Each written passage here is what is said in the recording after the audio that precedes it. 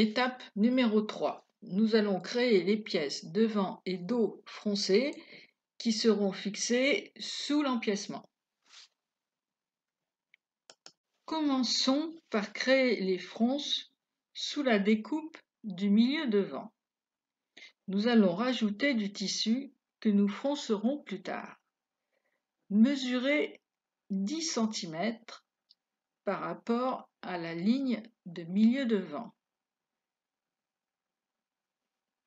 Tracez une parallèle à ce droit fil milieu devant. Ensuite, nous allons découper. Commencez par découper le long de l'empiècement. Puis, découpez le long de cette ligne que vous venez de tracer.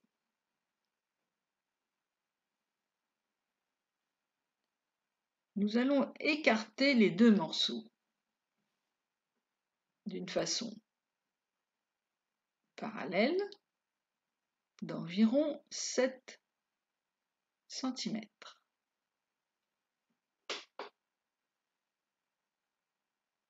Coupez une bande de papier de 7 cm. Vérifiez vos mesures. La partie droite côté encolure sera remontée d'environ 2 cm. Intercalez la bande.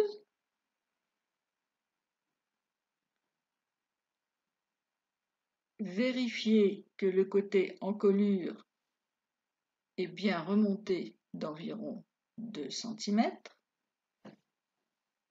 Fixez.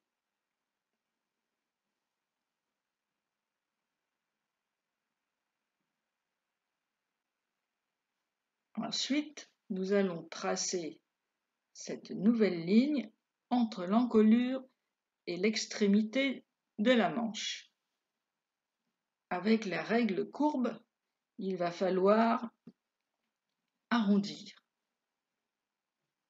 On vérifie toujours nos mesures, 2 cm de décalage en haut, que nous retrouvons en bas et dont il faudra tenir compte pour le dessin définitif.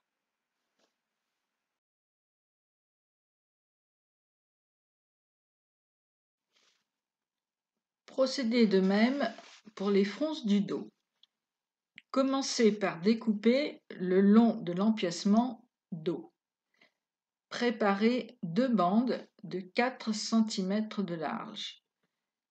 La première sera ajoutée le long du milieu de dos et la seconde en haut du patron.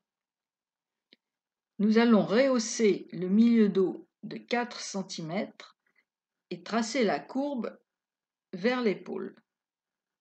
Reportez le repère des fronces et tracez la ligne de pliure du tissu. Comme pour le devant, vérifiez la longueur de la pièce. Notre prochaine étape sera le col.